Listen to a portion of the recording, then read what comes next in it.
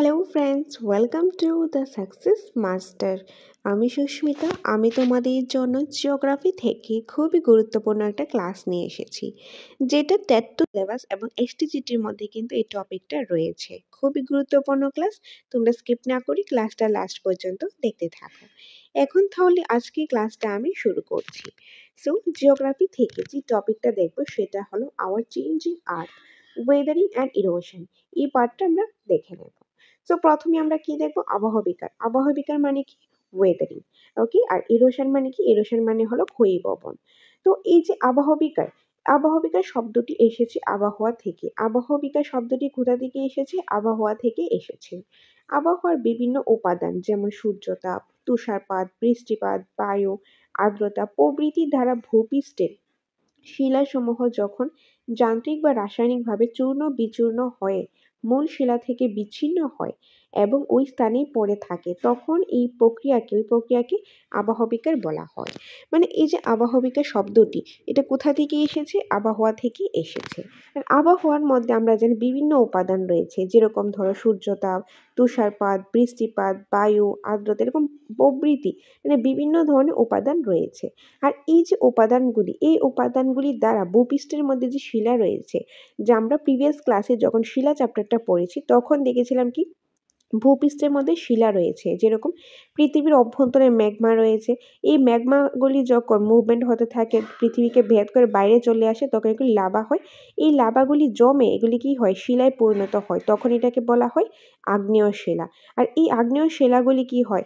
ওয়েদারের কারণে এগুলি ফাটল ধরে বা ছোটো ছোটো টুকরায় পরিণত হয়। তারপর এগুলি এক জায়গা থেকে আরেক জায়গায় যায়, গিয়ে সমুদ্রের নিচে, সমুদ্রের তল দেশে এই যেভাবে জমা হতে থাকে, তারপর এগুলি লেয়ার হিসাবে হয়, তখন সেটাকে বলা হয় পাললিক শিলা।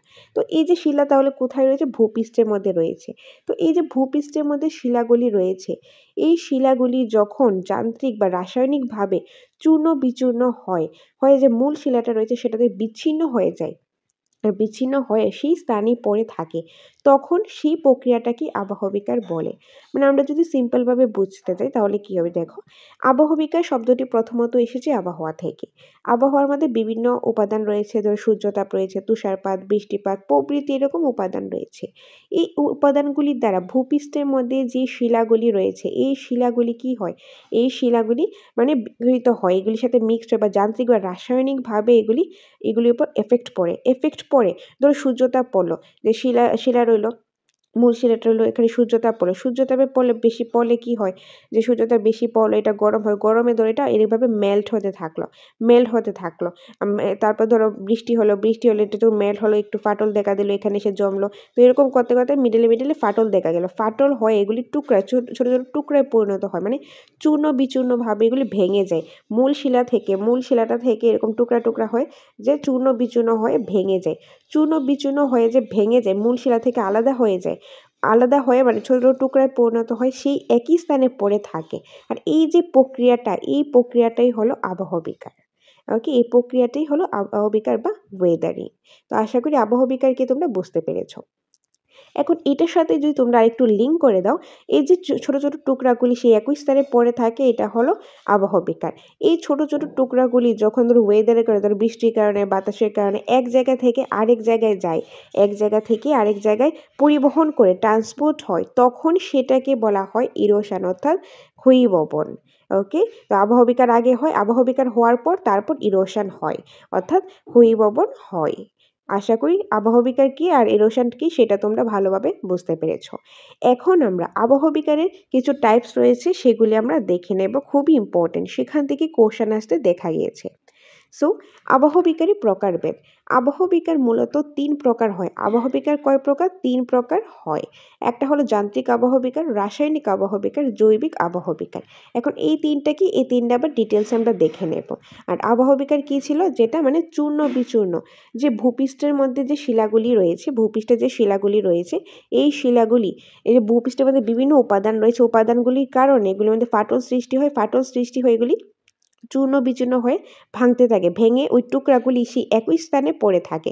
তো বেসিক্যালি আবহ বিকার হলো চূর্ণ বিচূর্ণ হবে, মানে টুকরা টুকরা হয়ে ভেঙে পড়ে থাকবে সেই স্থানে, সেটাই আবহ বিকার। আর এই আবহ বিকারের মধ্যেই 3 প্রকার রয়েছে: যান্ত্রিক আবহ বিকার, রাসায়নিক আবহ বিকার, জৈবিক আবহ বিকার। এখন প্রথমে দেখে নেব আমরা যান্ত্রিক আবহ বিকারটা কি। সো ফার্স্ট ওয়ান, যান্ত্রিক আবহ বিকার। উষ্ণ মরু অঞ্চলে বার্ষিক এবং দৈনিক উষ্ণতার প্রসার বেশি বলে শিলার তাপীয় প্রসারণের মাধ্যমে 3 ভাবে যান্ত্রিক আবহ বিকার ঘটে।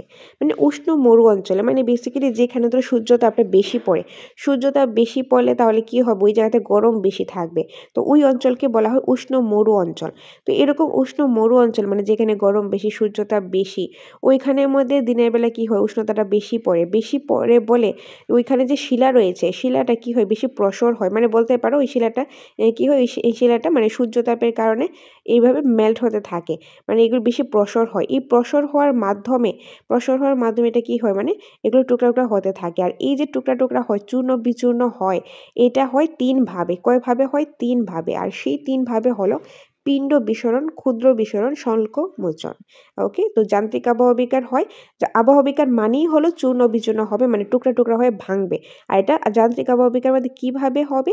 সূর্য তাপে, মানে উষ্ণ মরু অঞ্চলে হবে, সূর্যের তাপে হবে, সানলাইটটা বেশি পড়বে, গরম থাকবে, এই কারণে এখানে আবহ বিকারটা হয়ে থাকে। আর এই যান্ত্রিক আবহ বিকার হতে গেলে 3 ভাবে হয়, 3টা প্রসেস আছে। সেই 3টা প্রসেস কি সেটা আমরা দেখে নেব। প্রথম দেখব পিণ্ড বিসরণ। সো পিণ্ড বিসরণে কি রয়েছে দেখো। শিলা সাধারণত তাপের কুপুরিবাহী। যে শিলা সাধারণত কি? তাপের কুপুরিবাহী। তাই সমসত্ব শিলায় দিনের বেলায় সূর্যতাপ শিলা সঞ্চিত থাকে। এ কারণে উপরের স্তর নিচের স্তর অপেক্ষা অধিক উষ্ণ হয়ে পড়ে এবং শিলার মধ্যে এক ধরনের পীড়নের সৃষ্টি হয়। এইভাবে একটি নির্দিষ্ট সীমা অতিক্রম করলে শিলার মধ্যে সমান্তরাল এবং উলম্ব ফাটল সৃষ্টি হয়। এই প্রক্রিয়াকে পিণ্ড বিসরণ বা চৌকাকার খণ্ডীকরণ বলা হয়। সো শিলা কি? সাধারণত তাপের কুপরিবাহী। শিলার মধ্যে দিনের বেলা কি হয়, ধরো একটু এই যে শিলাটা রয়েছে, ওকে, এই শিলাটা রয়েছে, দিনের বেলা সূর্যের তাপ পড়ছে, আর পিণ্ড বিসরণ আমরা জানি যে যান্ত্রিক আবহ বিকারের। আর যান্ত্রিক আবহ বিকারটা হয় কি, আবহ বিকার মানেই হলো চূর্ণ বিচূর্ণ হবে, যে চূর্ণ বিচূর্ণ এরকম টুকরা টুকরা হয়, সেম জায়গাতে পড়ে থাকবে। আর যান্ত্রিক আবহ বিকারের মধ্যে সূর্যতাপের কারণে এই জিনিসগুলো হয়। আর এখানে 3টা পার্টে প্রথমটা পিণ্ড বিসরণ, তো এটাও নিশ্চয়ই সূর্যতাপের কারণেই হবে, কারণ এটা তো যান্ত্রিক আবহ বিকারের পার্ট। তো সূর্যতাপের কারণে কি হয়, সূর্যতাপটা এসে শিলার মধ্যে পড়ে। তো শিলার মধ্যে যখন পড়ে, শিলার যে উপরের স্তরটা রয়েছে, উপরে যে লেয়ারটা রয়েছে, এটার মধ্যে বেশি পড়ে, নিচের স্তরটার মধ্যে অপেক্ষাকৃত কম পড়ে। কম পড়ার কারণে উপরের পার্টটা কি হয়, উষ্ণ হয়ে পড়ে, গরম হয়ে পড়ে। গরম হওয়ার কারণে এই যে উপরের স্তরটা নিচের স্তরটার মাঝখানে কি হয়, পীড়নের সৃষ্টি হয়, মানে ফাটল দেখা যায়। এইভাবে ফাটল হয়, একটা নির্দিষ্ট সীমা অতিক্রম করতে করতে এটা কি হয়, সমান্তরাল বা উলম্বভাবে এটা ফেটে যায়, মানে এভাবে করে এটা ফেটে যায়। ফেটে যাওয়াতে এই যে ফেটে যায়, যে প্রসেসটা, এই প্রসেসটাই হলো পিণ্ড বিসরণ বা চৌকাকার খণ্ডীকরণ। ওকে, তো এটা আমরা বলতে পারি প্রথমত পিণ্ড বিসরণ হয় কিসের কারণে? সূর্যতাপের কারণে। কোথায় হয়? যে উষ্ণ মরু অঞ্চলে হয়। কিভাবে হয়? ধরো একটা শিলা রয়েছে, সূর্যতাপটা শিলার মধ্যে পড়ছে, উপরে যে লেয়ারটা এখানে বেশি সূর্যতাপ পড়বে, নিচেরটার মধ্যে কম পড়বে। তো এই কারণে এটা কি হয়, একটা নির্দিষ্ট সীমার মধ্যে অতিক্রম করে এটা সমান্তরালভাবে এটা ফেটে যায় বা উলম্বভাবে ফেটে যায়, ফাটল সৃষ্টি হয়। ফেটে যাওয়ার কারণে এটা আলাদা হয়ে যায়, মানে টুকরা হয়ে যায়, চূর্ণ বিচূর্ণ হয়ে যায়। আর এই প্রক্রিয়াটাকে বলা হয় পিণ্ড বিসরণ বা চৌকাকার খণ্ডীকরণ। নেক্সট রয়েছে ক্ষুদ্রকণা বিসরণ। এখন আমরা দেখব ক্ষুদ্রকণা বিসরণ। কিছু কিছু শিলা বিভিন্ন খনিজ দিয়ে তৈরি মরু অঞ্চলে দিনের বেলায় প্রচণ্ড সূর্যতাপে শিলার মধ্যে বিভিন্ন খনিজ বিভিন্ন আয়তনে প্রসারিত হয়। আবার বিকেলে সূর্যাস্তের পর বিভিন্নভাবে সংকুচিত হয়। এভাবে বারবার সংকোচন প্রসারণের মাধ্যমে যে মধ্যস্থিত খনিজের মধ্যে পিরল সৃষ্টি হয় ও সশব্দে ফেটে শিলাটি টুকরো টুকরো হয়ে যায়। একে ক্ষুদ্রকণা বিসরণ বলে। মরু অঞ্চলে সূর্যাস্তের পর বন্দুকের গুলি ছোড়ার মতো শব্দ করে শিলা খণ্ডীকরণ হয়। গ্রানাইট শিলা গঠিত অঞ্চলে এই ধরনের মতো শব্দ করে শিলায় খণ্ডীকরণ হয়। গ্রানাইট শিলা গঠিত অঞ্চলে এই ধরনের আবহ বিকার বেশি দেখা যায়। সো ক্ষুদ্রকরণ বিষয়টা যেটা রয়েছে এটাও প্রথমত সূর্যতাপের কারণেই হয়, কারণ যান্ত্রিক আবহ বিকারের যে 3টা টাইপ রয়েছে সবগুলা টাইপসের মধ্যে সূর্যের কারণেই হবে, সূর্যতাপের কারণে হবে, আর এটা উষ্ণ মরু অঞ্চলই হয়ে থাকে। তো উষ্ণ মরু অঞ্চলে যখন সূর্যের তাপটা প্রচণ্ড বেশি হয় তখন ওইখানে যে খনিজ থাকে এই খনিজটা থাকে, এই খনিজের মধ্যে অবভিয়াসলি এসে সূর্যতাপটা পড়ে। ওই সূর্যতাপটা দিনের বেলা এসে প্রচণ্ড সূর্যতাপ থাকে, দিনের বেলা এসে সূর্যতাপ পড়ছে, তার কারণে এটা মানে প্রসারিত হয়ে যায়। আবার রাত্রিবেলা ধরো বিকেলবেলা বা সূর্যাস্তের পর এটা আমাদের সূর্যতাপটা তখন পড়ে না, তখন সেখানে কি হয় এটা আবার মানে এরকম করে একসাথে জমা হয়ে যায়, সংকুচিত হয়ে যায়। তো এবার বারবার একবার সংকুচন হচ্ছে, একবার প্রসারণ হচ্ছে, একবার সংকুচিত হচ্ছে, মানে মেল্ট হচ্ছে, আবার জমে যাচ্ছে। এইভাবে হতে হতে হতে হতে কি হয় এটার মাঝখানে ফাটল সৃষ্টি হয়। আর এটার মাঝখানে যখন ফাটল সৃষ্টি হয় তখন এটা আস্তে আস্তে ভেঙে যায়। ভাঙার সময় এটা মানে অনেক বেশি শব্দ করে। কীরকম শব্দ করে, যে বন্দুকের যে গুলি রয়েছে গুলিটা ছুঁলে যেরকম শব্দ করবে এরকম শব্দ হয়। এরকম শব্দ করে করে এগুলি টুকরায় পরিণত হয়, এগুলি ভেঙে যায়, চূর্ণ বিচূর্ণ হয়ে এই শিলাগুলি ভেঙে যায়। আর এই যে ভেঙে যায়, এই যে প্রসেসটা মানে শব্দ করার মাধ্যমে যে ভেঙে যায় এটাকে বলা হয় ক্ষুদ্রকণা বিস্ফোরণ, ক্ষুদ্রকণা বিস্ফোরণ বলা হয়। আর গ্রানাইট শিলা গঠিত হয় এই অঞ্চলে, যে গ্রানাইট শিলাটা রয়েছে এটা এই ধরনের অঞ্চলের মধ্যে গঠিত হয়। আর এইটা গ্রানাইট শিলাটা যখন এই ধরনের অঞ্চলে গঠিত হয় তখন এটা গঠন হওয়ার সময় বন্দুকের যে মানে গুলি ছোড়ার মতো শব্দ করে এই শিলাটা গঠিত হয়। আর গ্রানাইট শিলা গঠিত অঞ্চলে এই ধরনের আবহবিকার দেখা যায়, যেখানে গ্রানাইট শিলা গঠিত হয় ওই অঞ্চলের মধ্যে এই আবহবিকার মানে ক্ষুদ্র বিস্ফোরণটা দেখা যায়, এই প্রসেসটা দেখা যায়। তো আশা করি তোমরা এই পার্টটা ভালোভাবে বুঝতে পেরেছো। যদি কোনো ডাউট থেকে থাকে তোমরা এই ভিডিওটা 2 থেকে 3 বার দেখবে, তাহলে আশা করি আর ডাউট তোমাদের থাকবে না। আর খুবই ইম্পর্টেন্ট পার্ট, তো এটা বোঝাটা কিন্তু খুবই দরকার, কারণ এখান থেকে কিন্তু কোশ্চেন আসতে দেখা যায়। নেক্সট, স্বল্পমোচন।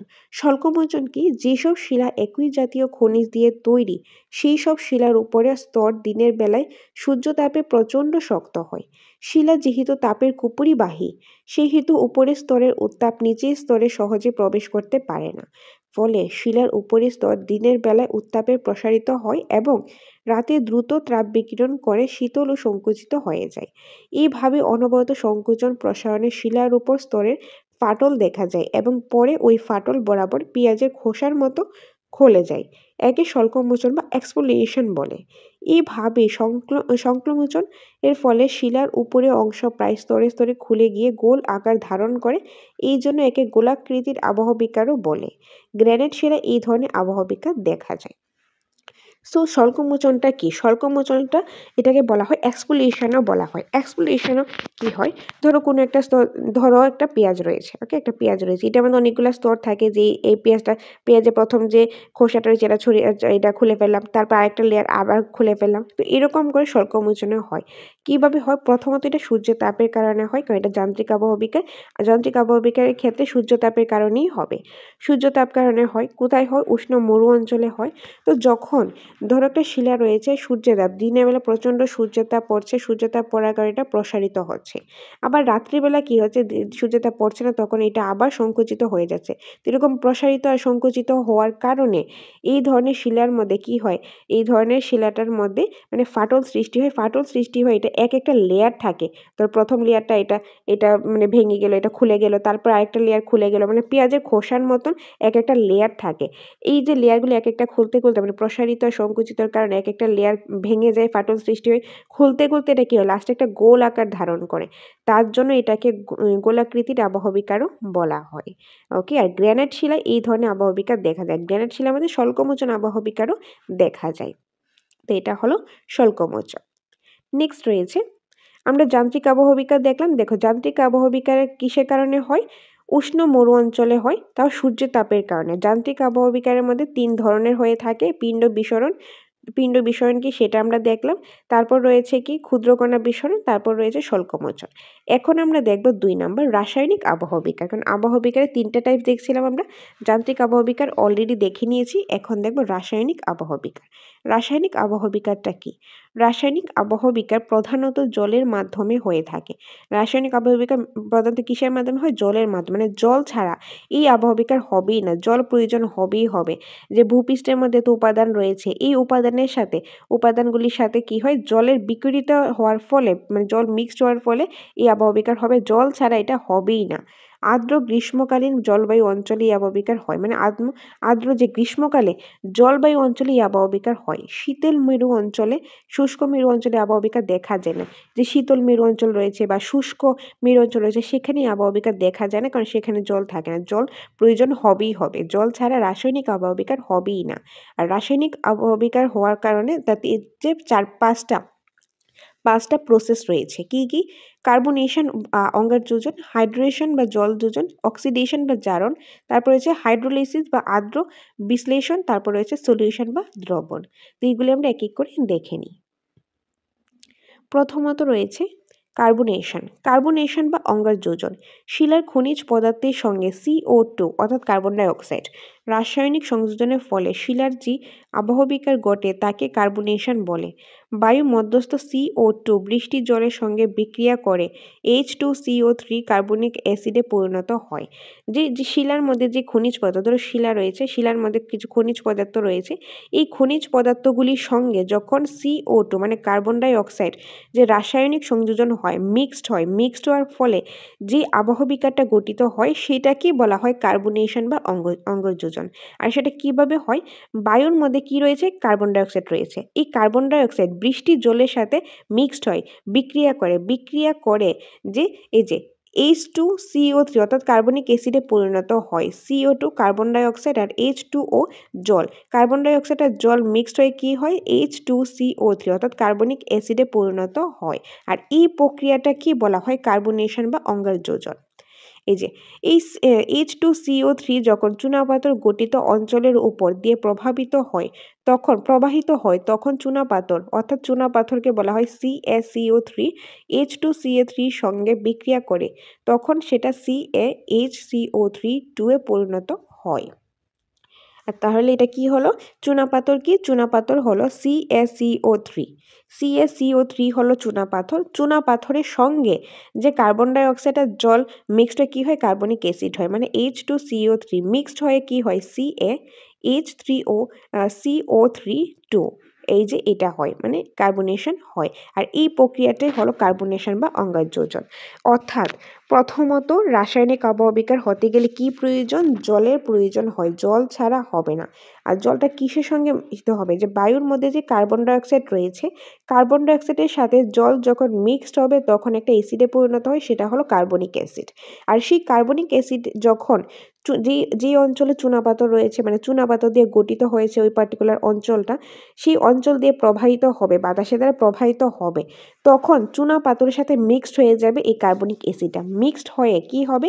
CaHCO3 হবে। আর এটা যখন হবে, আর এই প্রক্রিয়াটাকেই বলা হয় কার্বনেশন বা অঙ্গার যোজন। তো এইভাবে কার্বনেশনের ফলে চুনাপাথরযুক্ত শিলায় আবহাওয়া বিকার ঘটে। আর এইভাবেই কার্বনেশনের ফলে কি হয়? চুনাপাথরযুক্ত এলাকার মধ্যে মানে শিলা আবহাওয়া বিকার ঘটে। তো এটা গেল কার্বনেশন বা অঙ্গার যোজন। আর এই যে সমীকরণগুলি রয়েছে এগুলি কিন্তু তোমরা ভালোভাবে লিখে প্র্যাকটিস করবে, তাহলে তোমাদের মনে থাকবে। তো এখান থেকে কিন্তু কোশ্চেন আসতে দেখা গিয়েছে।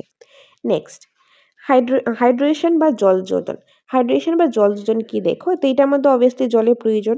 জলযুক্ত হয়ে শিলার মধ্যস্থ খনিজ পদার্থের যে রাসায়নিক পরিবর্তন ঘটে তাকে জল যোজন বা হাইড্রেশন বলে। মানে জলযুক্ত যে শিলা রয়েছে, শিলার মধ্যে যে জল যুক্ত হয় তার মধ্যে যে খনিজ পদার্থগুলি রয়েছে সেটা রাসায়নিক পরিবর্তন হয়, মানে রাসায়নিকভাবে চেঞ্জ হয়, তাকে জল যোজন বা হাইড্রেশন বলে। জল শোষণের ফলে শিলা মধ্যস্থ খনিজগুলি স্ফীত হয়। জলটা যখন শোষণ হয়ে যায় তখন এই যে শিলার মধ্যে যে খনিজ রয়েছে সেটা কি হয়? স্ফীত হয়, মানে একটু চ্যাপ্টা টাইপের হয়, এবং শিলা অভ্যন্তরীণ বা আলগা বলে শিলা ফেটে যায়, মানে আলগা হলে এটা ফেটে যায়, মানে শিলার যে ভিতরে যে পার্টটা রয়েছে এটা যখন স্ফীত হয় তো শিলার যে ভিতরে যে পার্টটা রয়েছে এটা আলাদা হয়ে যায়, আলাদা হয়ে শিলাগুলি ফেটে যায়। শিলাগুলি কি হয়? ফেটে যায়। এই প্রক্রিয়ায় শিলার বিচূর্ণী ভবনকে কি বলা? হাইড্রেশন বলা হয়। মানে এই প্রক্রিয়াটা কি বলা হয়? এই প্রক্রিয়াতে কি হয়? শিলাগুলি ফেটে এর চূর্ণী বিচূর্ণ হয়ে যায়, মানে টুকরা হয়ে ভেঙে যায়, আর এই প্রসেসটাকে বলা হয় হাইড্রেশন। অনেক সময় উৎকৃষ্ট হেমাটাইটযুক্ত খনিজ লোহা জলযুক্ত নিকৃষ্ট লিমোনাইটে পরিণত হয়। আর অনেক সময় যে উৎকৃষ্ট হেমাটাইট রয়েছে সেটা খনিজ লোহা বা জলযুক্ত হয়ে নিকৃষ্ট লিমোনাইটে পরিণত হয়। আর এটা সমীকরণটা হলো 2Fe2O3 + 3HO2 2Fe2 O3, তারপর 3H2O। এটা হলো এই সমীকরণটা, এটা লিখে লিখে প্র্যাকটিস করবে। তো এটা গেল হাইড্রেশন বা জল যোজন। নেক্সট রয়েছে অক্সিডেশন বা জারণ। অক্সিডেশন বা জারণ কি? বায়ুস্থিত অক্সিজেন বা O2 রাসায়নিক বিক্রিয়ার শিলার মধ্যে সংযুক্ত হলে একে অক্সিডেশন বলে। বায়ুর মধ্যে যে অক্সিজেন রয়েছে অর্থাৎ O2 রয়েছে, সেটা যে রাসায়নিক বিক্রিয়ার কারণে সংযুক্ত হয়ে একে অক্সিডেশন হয়। লৌহ গঠিত শিলায় জারণ প্রক্রিয়া বেশি দেখা যায়। লৌহ গঠিত যে শিলা রয়েছে সেখানে জারণ প্রক্রিয়াটা বেশি দেখা যায়। লৌহ শিলায় বাতাসে অক্সিজেন যুক্ত হলে লোহার উপর এক বর্ণ বাদামি বা হলুদ হয়। মূল খনিজ ফেরাস অক্সাইড ফেরিক অক্সাইডে পরিণত হয়। জারণ প্রক্রিয়া ম্যাগনেটাইট লিমোনাইটে পরিণত হয়। আর তার সমীকরণটি হলো 4FeO plus 3H2O plus O2, অর্থাৎ 2Fe2O3 3H2O, এই সমীকরণটি। ওকে, তো অক্সিডেশনে কি হয়? অক্সিডেশনে বায়ুর মধ্যে যে অক্সিজেন রয়েছে সেই অক্সিজেন জলের সাথে বিকিরিত হয়ে একটা কি আবহবিকারে হয়, সেটা সেই প্রসেসটাকে বলা হয় অক্সিডেশন।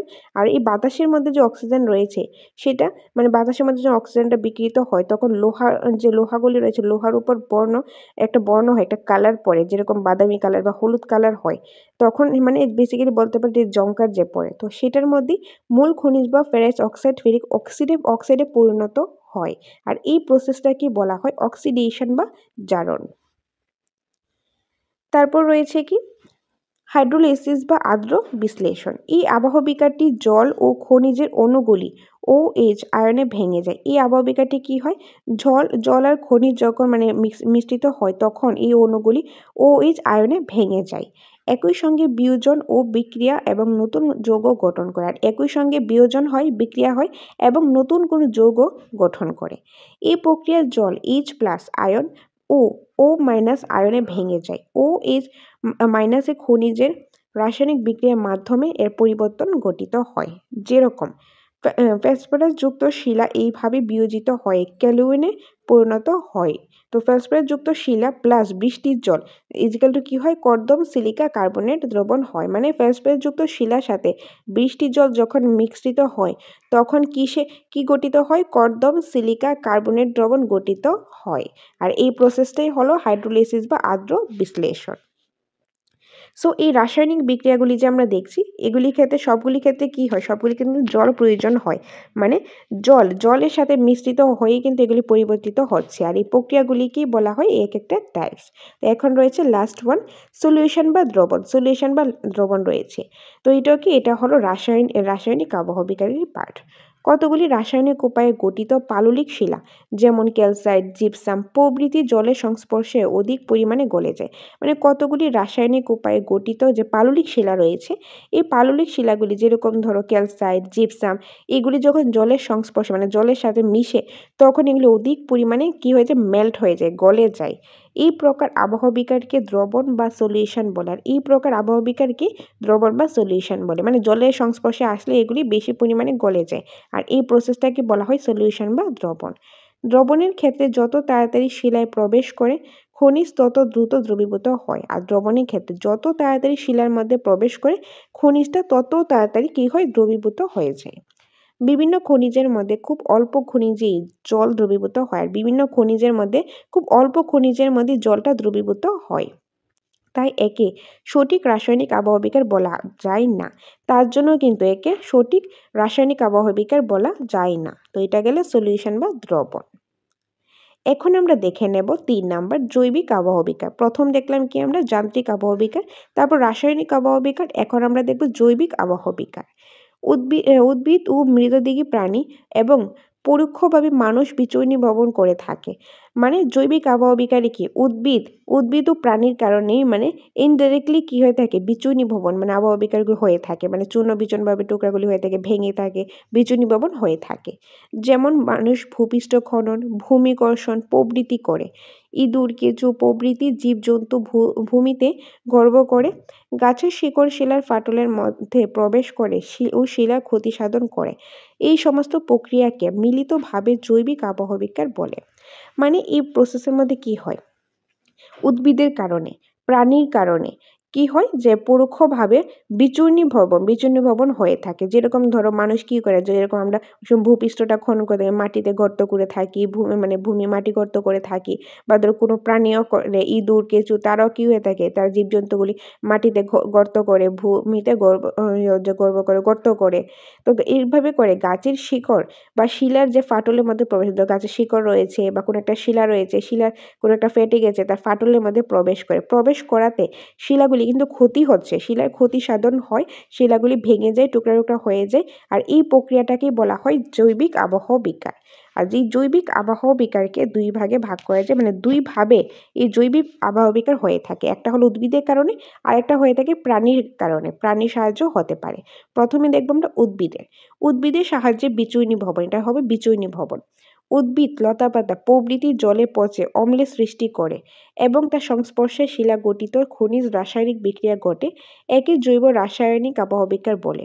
শিলার ফাটল দিলে উদ্ভিদের শিকড় শিলার অভ্যন্তরে প্রবেশ করে এবং শিলাকে চূর্ণ বিচূর্ণ হতে সাহায্য করে। এই প্রক্রিয়াকে জৈব যান্ত্রিক আবহবিকার বলা হয়।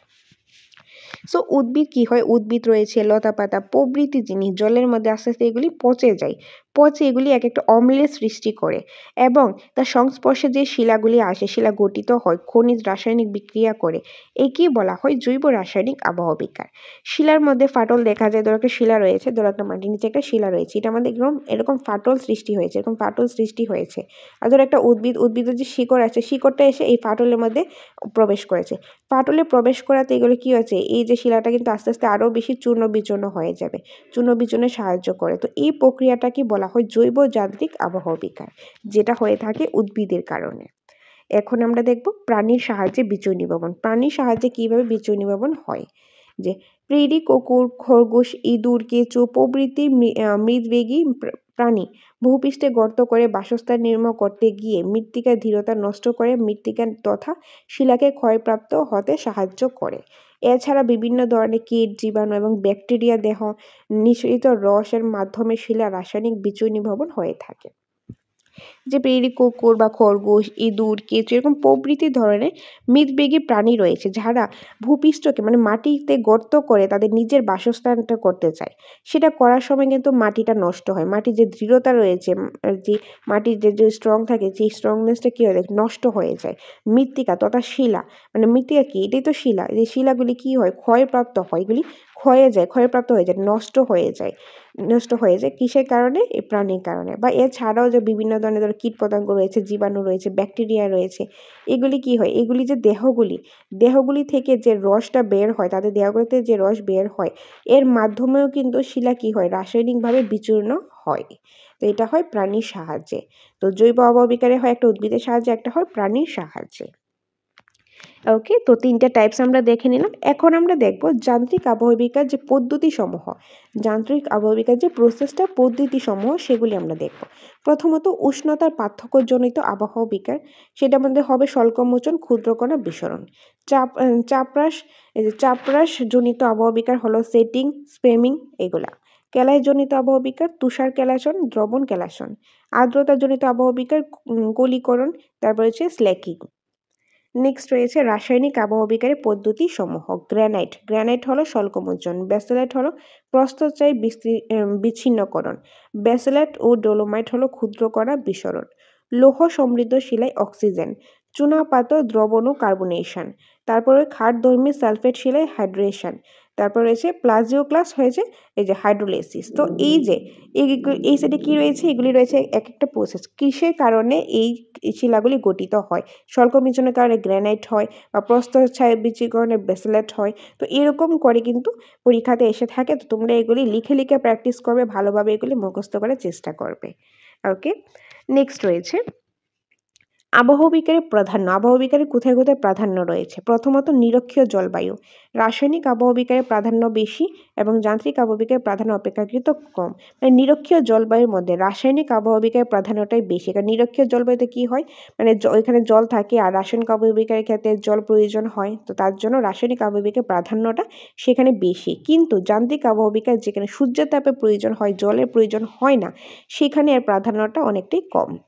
নেক্সট মরু অঞ্চল। যান্ত্রিক আবহবিকারের প্রাধান্য বেশি। আর মরু অঞ্চলে কিসের প্রাধান্য বেশি, যান্ত্রিক আবহবিকারের প্রাধান্য বেশি। মৌসুমী জলবায়ু, শুষ্ক ঋতুতে যান্ত্রিক এবং আর্দ্র ঋতুতে রাসায়নিক আবহবিকার হয়। মানে যখন শুষ্ক থাকে তখন হবে যান্ত্রিক আবহবিকার, আর যখন আর্দ্র থাকে ভিজা ভিজা থাকে তখন হবে রাসায়নিক আবহবিকার, কারণ রাসায়নিক আবহবিকারে জলের প্রয়োজন হয়। নাতিশীতোষ্ণ জলবায়ু, যান্ত্রিক এবং রাসায়নিক দুইটি প্রক্রিয়ায় সমান প্রাধান্য পায়। আর নাতিশীতোষ্ণ জলবায়ুতে যান্ত্রিক আবহবিকার রাসায়নিক আবহবিকার দুইটি প্রক্রিয়ায় সমানভাবে প্রাধান্য পায়। তো পরীক্ষাতে ধরো আসতে পারে যে কোন জলবায়ুতে যে রাসায়নিক এবং যান্ত্রিক আবহবিকার দুইটি প্রাধান্য পায়, তখন সেটা হবে নাতিশীতোষ্ণ জলবায়ুতে।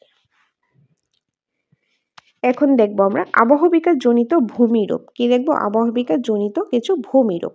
অপরিবর্তিত আয়তনে আবহবিকার, রোগুলিত, মরুভেইনিস, তারপরে হচ্ছে পাটিনা এবং গোলাকৃতির ভূমিরূপ। প্রসারণের সঙ্গে সংশ্লিষ্ট আবহবিকার ও ঘটিত ভূমিরূপ, চাপ হ্রাসজনিত আস্তরণ, গোলাকৃতির বোল্ডার, স্ক্রিক্ট, তারপরে হচ্ছে টেলাস। বিষয় আবহবিকারের ফলে সৃষ্ট ভূমিরূপ, টেফনি, তারপরে হচ্ছে গুহানিতে, হানিকম্ব, ক্যাসেলস্কোপিস, দেন ইনসিলবেটস। আবহবিকার ও ক্ষয়ীভবনের মধ্যে পার্থক্য দেখবো আমরা। তো প্রথমে আমরা আবহবিকার কি দেখেছি, তার টাইপসগুলি কি সেটা আমরা দেখেছি, এবং ক্ষয়ীভবন কি সেটাও দেখেছি। এখন আমরা আরও ইজিভাবে জিনিসটা বুঝিয়ে দিচ্ছি। ওকে, সো প্রথমত দেখো, আবহবিকারের ফলে চূর্ণ বিচূর্ণ শিলাখণ্ডগুলি মূল শিলার নিকট পড়ে থাকে। আবহবিকারের ফলে কি হয়? বেসিক্যালি আবহবিকারের ফলে হয় যে চূর্ণ বিচূর্ণ শিলাগুলি কি হয়, তো একটা শিলা রয়েছে, এটার মধ্যে ফাটল দেখা যায় ওয়েদারের কারণে অনেকগুলো উপাদান রয়েছে, সূর্যতাপ, তুষারপাত, বৃষ্টিপাত, এগুলির কারণে ওয়েদারের কারণে এখানে ফাটল দেখা যায়। ফাটল হয়ে এগুলি এক একটা চূর্ণ বিচূর্ণ মানে টুকরা টুকরা হয়ে ভেঙে যায়, ভেঙে সেই একই স্থানে পড়ে থাকে, তার কাছেই পড়ে থাকে। ওইটাই হলো আবহবিকার। অন্যদিকে মানে আবহবিকারটা অপসারিত হয় না। অন্যদিকে ক্ষয়ীভবনের ফলে চূড়ীকৃত শিলাসমূহ মূল শিলা থেকে অন্যত্র অপসারিত হয়। অন্যদিকে ক্ষয়ীভবন কি হয়? যখন আবহবিকার হয় মানে ছোট ছোট টুকরা হয়ে পড়ে থাকে ওই একই স্থানে, এগুলি যখন এক জায়গা থেকে আরেক জায়গায় যায় মানে ট্রান্সপোর্ট হয়, পরিবহন হয়, তখন সেটাকে বলা হয় ক্ষয়ীভবন। তখন সেটা কি বলা হয়? ক্ষয়ীভবন। তো আবহবিকার অপসারিত হয় না, ক্ষয়ীভবন অপসারিত হয়। আবহবিকারের পরে ক্ষয়ীভবনের কাজ আরম্ভ হয়, অন্যদিকে ক্ষয়ীভবনের পূর্বেই আবহবিকার শুরু হয়। তো অবভিয়াসলি আগে আবহবিকার হয়, তারপর ক্ষয়ীভবন হয়। তো আবহবিকার আগে হয়, ক্ষয়ীভবন পরে হয়। আবহবিকার অত্যন্ত ধীর প্রক্রিয়ায় ঘটে। আবহবিকারটা হয়তো অনেকটা সময় লাগে, মানে খুব স্লো হয়, কিন্তু ক্ষয়ীভবনটা তাড়াতাড়ি হয়ে যায়, দ্রুত হয়ে যায়। ওকে, তো এটা গেল আবহবিকার ও ক্ষয়ীভবনের মধ্যে পার্থক্য। এখন আমরা কিছু কোশ্চেন আনসার প্র্যাকটিস করে নেব। সো ফার্স্ট ওয়ান, বৃষ্টিবহুল ক্রান্তীয় অঞ্চলে যে আবহবিকার বেশি দেখা যায় তা হলো রাসায়নিক আবহবিকার। বৃষ্টিবহুল মানে যেখানে জল বেশি আছে, তো সেখানে কোনটা হবে? অবভিয়াসলি রাসায়নিক আবহবিকার হবে। যে প্রক্রিয়ায় লোহায় মরচে পড়ে তা হলো অক্সিডেশন মানে জারণ। মানে একটা পড়েছিলাম না যে অক্সিডেশন বা জারণ, এই প্রক্রিয়ার মধ্যে কি হয়, লোহার ওপর যে বর্ণ মানে কালার হয়, কালারটা ধরো বাদামি কালার, হলুদ কালার এরকম পড়ে, তো ওইটা কি, ওই প্রক্রিয়াটাকে বলা হয় অক্সিডেশন বা জারণ প্রক্রিয়া। নেক্সট, পর্বতের গায়ে কোণাকৃতি সঞ্চিত প্রস্তরখণ্ডকে বলা হয় টেলাস। যান্ত্রিক আবহবিকার সর্বাধিক কার্যকারী হয় উষ্ণ মরু অঞ্চলে। কি? উষ্ণ মরু অঞ্চলে। যে শিলায় এক্সফোলিয়েশন হতে দেখা যায় তা হলো গ্রানাইট। এক্সফোলিয়েশন বা স্বল্পমোচন হতে দেখা যায় কোন শিলায়? গ্রানাইট। চুনাপাথর, বেলে পাথর প্রভৃতি শিলায় চাওরের আকারে শিলাস্তরে ভাঙ্গনকে বলা হয় চাওর ভাঙ্গন। কি ভাঙ্গন? চাওর ভাঙ্গন। তুষারে ক্রিয়ার ফলে পর্বতগাত্র বরাবর উলম্বভাবে সঞ্চিত কোন বিশিষ্ট শিলাখণ্ডকে বলা হয় টেলাস। হেমাটাইট আকরিক লিমোনাইটে পরিণত হয় জলযোজন প্রক্রিয়ায়। হেমাটাইট আকরিক লিমোনাইটে পরিণত হয় জলযোজন প্রক্রিয়ায়। চুনাপাথর ক্যালসিয়াম বাইকার্বনেটে পরিণত হয় অঙ্গাযোজন প্রক্রিয়ায়। কোন প্রক্রিয়ায়? অঙ্গাযোজন প্রক্রিয়ায়। আবহবিকার মাটি সৃষ্টি যে পর্যায় সেটা হলো প্রথম পর্যায়। ক্ষুদ্রকণা বিসরণ অধিক দেখা যায় পেরু ও মধ্য অস্ট্রেলিয়ার মরুভূমিতে। পেরু ও মধ্য অস্ট্রেলিয়ার মরুভূমিতে ক্ষুদ্রকণা বিসরণ অধিক দেখা যায়। ব্লকস্পট দেখা যায় পর্বতের পাদদেশে। জৈবিক আবহবিকার মূলত দুই প্রকার। জৈবিক আবহবিকার মূলত কয় প্রকার? মূলত হলো দুই প্রকার। তারপর রয়েছে টেরারোজার রং হলো লাল। সমসত্ব শিলায় প্রধানত যে আবহবিকার দেখা যায় তা হলো স্বল্পমোচন। কি হবে? স্বল্পমোচন। বিষমসত্ব শিলায় যে প্রকার আবহবিকার অধিক দেখা যায় তা হলো ক্ষুদ্রকণা বিসরণ। চুনাপাথরযুক্ত অঞ্চলে আবহবিকারের সৃষ্ট মৃত্তিকা স্তরকে বলা হয় এই যে টেরারোজা। কি বলা হয়? টেরারোজা। তুষারকিলো গঠিত হয় যে কোনো উচ্চ পার্বত্য অঞ্চলে। আবহ বিকারে ফলের রোগ নির্গমন প্রক্রিয়া সহজ হয়, যে আবহ বিকারে ফলের রোগ নির্গমন প্রক্রিয়াটা সেটা ইজি হয়, অনেকটাই সহজ হয়। লবণ আবহ বিকার দেখা যায় শুষ্ক অঞ্চলে, লবণ আবহ বিকার দেখা যায় শুষ্ক অঞ্চলে। ওকে, সো ফ্রেন্ডস, এই ছিল আজকের ইম্পর্টেন্ট ক্লাস। তো প্রথমেই আমরা কি দেখলাম? প্রথমেই আমরা দেখলাম যে আজকে যে ক্লাসটা ওয়েদারিং অ্যান্ড ইরোশন, ওয়েদারিং কি, ইরোশন কি সেটা দেখলাম, তার টাইপসগুলি কি সেটা আমরা ভালোভাবে দেখে নিলাম। আশা করি তোমরা বুঝতে পেরেছো, তোমাদের কাছে এই ক্লাসটা ভালো লেগেছে। ওকে, আর যদি কোনো কনফিউশন থাকলে তোমরা এই ভিডিওটা আর 2-3 বার দেখে নিও, তাহলে আশা করি ডাউট তোমাদের থাকবে না। সো ফ্রেন্ডস, তোমাদের কারো যদি একদম নিউ আপডেটেড ভার্সনের নোটসের প্রয়োজন হয়, তোমরা আমাদের সাথে যোগাযোগ করতে পারো স্ক্রিনে দেওয়ার নাম্বারে। আমাদের এখানে টেট 1, টেট 2 একদম নিউ আপডেটেড ভার্সনেরই নোটস অ্যাভেলেবেল রয়েছে, এসটিজিটিরও রয়েছে, সিলেবাসের according concept with question answer রয়েছে প্রতিটা চ্যাপ্টার থেকেই। আর তার সাথে তোমরা পেয়ে যাবে স্পেশাল অনলাইন মক টেস্ট দেওয়ার সুযোগ। তো তোমরা যারা যারা এই নোটসগুলো নিতে চাও, ফ্রি মক টেস্ট পেতে চাও, কিংবা তোমাদের অফলাইন মক টেস্টেরও প্রয়োজন, সেটার জন্য তোমরা আমাদের সাথে যোগাযোগ করতে পারো স্ক্রিনে দেওয়ার নাম্বারে। আর যদি চাও ক্লাস করবে, ক্লাসও করতে পারো, সেটাও আমাদের এখানে অ্যাভেলেবেল রয়েছে। ওকে, সো এটাই তোমাদের সাথে শেয়ার করা ছিল। বাকি ডিটেলসের জন্য তোমরা আমাদের সাথে যোগাযোগ করতে পারো স্ক্রিনে দেওয়ার নাম্বারে। আর সকলকে অসংখ্য ধন্যবাদ পাশে থাকার জন্য। দেখা হবে তোমাদের সাথে পরবর্তী একটা ক্লাসে। Thanks for watching.